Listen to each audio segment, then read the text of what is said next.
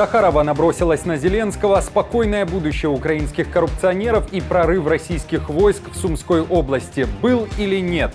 В эфире «Нехта» самые важные и интересные новости к этому часу. Спустя 2 недели после встречи вспыхнул скандал между Зеленским и Орбаном. Кто чем недоволен и как завершится этот спор? Решение не на поле боя, решение должно быть за столом переговоров. Берешь взятки, плати штраф. В Украине придумали легкое наказание для коррупционеров. Как новый законопроект развязывает руки взяточникам? Действительно, зачем холопам слышать, как паны откупаться за наш грабеж будут? Прорыв украинской границы. Что происходит в Сумской области? Зафиксированы ли бои и новое наступление оккупационной армии? Активность на вспомогательном направлении на Сумском, она несколько скукожилась, так скажем. Друзья, доброе утро. Буду рад вашему лайку, подписке и репосту. Вы прекрасно знаете, что для нас это очень важно. Кроме того, оставляйте свои комментарии и спасибо вам за обратную связь. Об актуальных и важных событиях прямо сейчас начинаем. Орбан должен оказаться в условном черном списке. На это намекнул Зеленский, вспомнив недавнее турне венгерского премьер-министра. В начале июля Орбан встретился с Зеленским в Киеве, а после поехал на встречу с Путиным, а потом в Пекин и после в Вашингтон. Теперь же Зеленский передал привет официальному Будапешту. Каждый выбирает сам, как действовать и какое наследие оставить. Но если кто-то в Европе пытается решать вопросы за спинами других или же за счет кого-то другого, скажем, Украины или других стран, то почему в таком случае нам вообще нужно обращать внимание на таких людей? ЕС и НАТО могут решить вопрос без таких людей. Помимо этого, в Британии на саммите Европейского политического сообщества Зеленский призвал союзников дать разрешение уничтожать российские самолеты и аэродромы. В то же время на этом мероприятии отметился и Орбан. Говорит, хорошо понимает контекст происходящего в Украине, а поэтому войну не завершить на поле боя. Решение не на поле боя, решение должно быть за столом переговоров. Прекращение огня, переговоры – это то, в чем я пытаюсь их убедить. Но если они вступают в бой, то, знаете, любого человека трудно отговорить от его первоначальной идеи. Но моя работа заключается в том, чтобы убедить их перейти от политики, поддерживающей войну, к политике, поддерживающей мир. В Словакии заявили, что абсолютно не видят никаких причин бойкотировать председательство Венгрии в Совете ЕС. В Братиславе дали понять, что действия Орбана и его встречи с Путиным не вызывают раздражения. Автором такого заявления является президент Петер Пелегрини, который ранее выступал против поставок оружия Украине. Мы не видим никаких оснований действовать вопреки суверенной позиции правительства страны-члена ЕС и ее президента, только потому, что кому-то не нравятся его действия. Напомню, что по данным Bloomberg, Финляндия, Швеция, Польша и страны Балтии уже решили бойкотировать министерские встречи на время председательства Венгрии.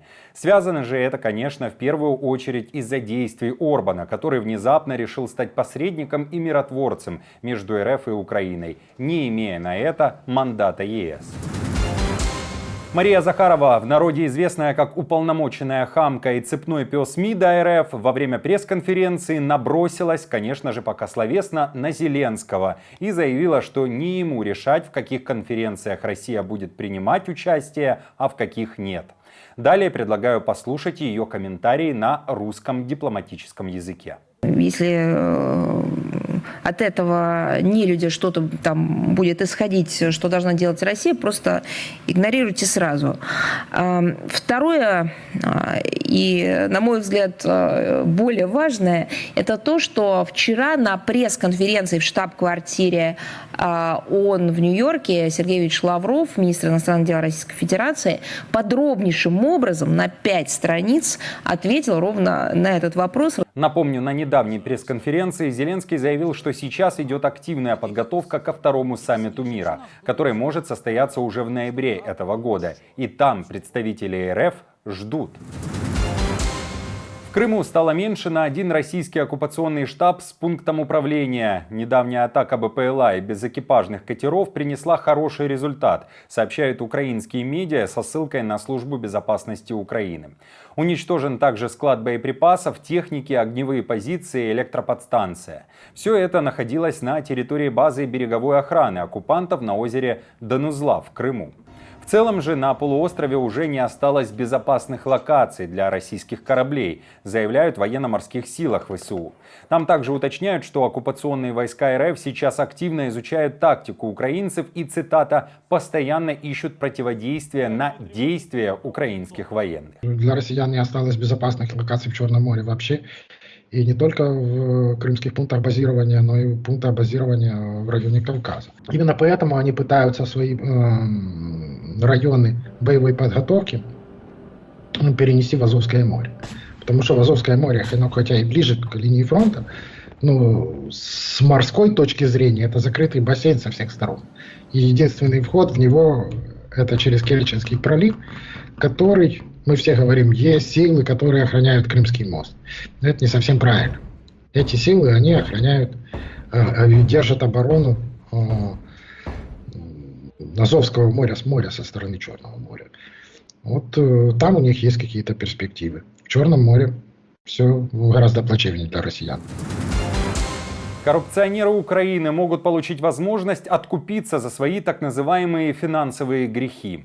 Верховная Рада проголосовала пока что в первом чтении за законопроект, который предусматривает откуп от наказания за коррупцию. Не против такого легкого наказания 231 украинский депутат. Те, кто не голосовал, критикуют события в Верховной Раде. Своим мнением делятся и украинские антикоррупционеры.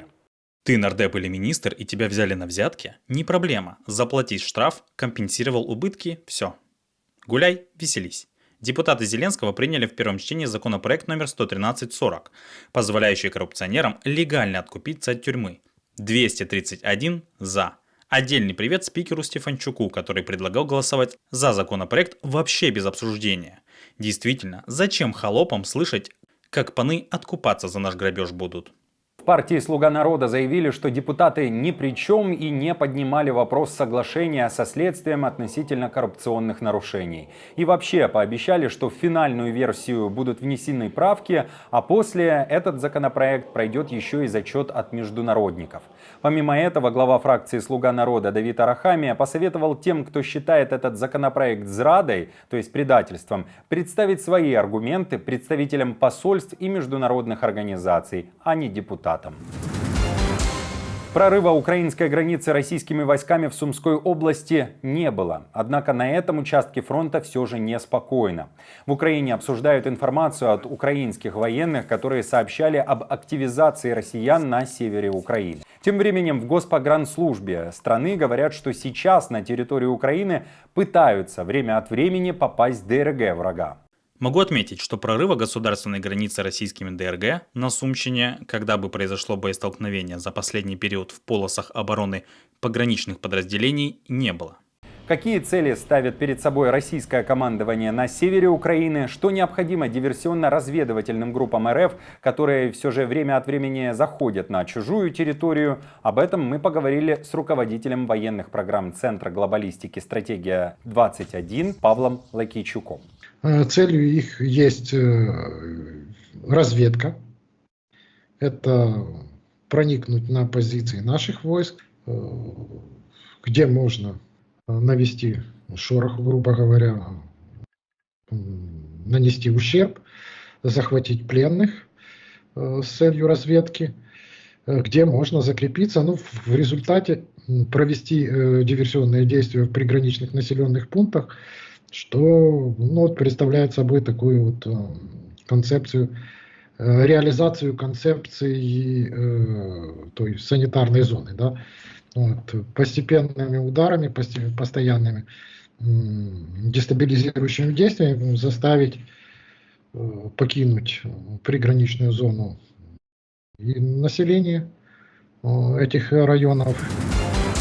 Лукашенко уверяет, что ООН не имеет никаких претензий к Беларуси и его режиму, а генсек ООН Антонио Гутерриш вообще, по словам Лукашенко, чуть ли не хвалил его, будто и политзаключенных в стране не существует. Как ты знаешь, мы встречались с Антонио Гутерришем, такой интересный разговор, интересная встреча, интерпретировали ее по-разному, некоторые средства массовой информации, особенно в интернете, типа того, что там претензии какие-то Гутерриш предъявил нам.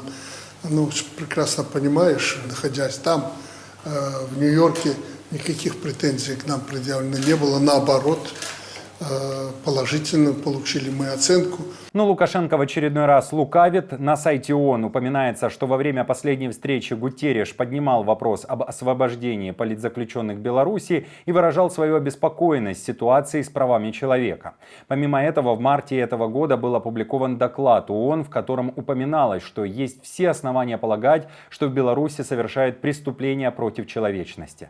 В документе шла речь о произвольных задержаниях, пытках и смертях во время протестов и в заключении, о вынужденной эмиграции тысяч белорусов, а также о невероятного масштаба репрессиях, в том числе против СМИ.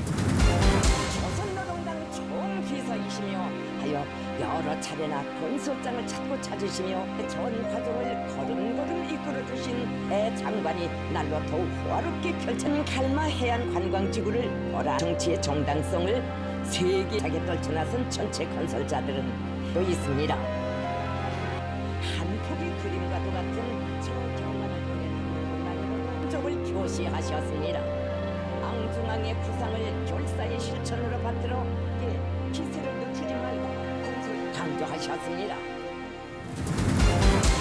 Друзья, спасибо вам за поддержку, вы наша опора, и напомню, что ваша помощь и участие помогает нам делать работу и видеться с вами каждый день. Постоянных донаторов и их комментарии вы видите сейчас на экране, мы благодарны за эту поддержку.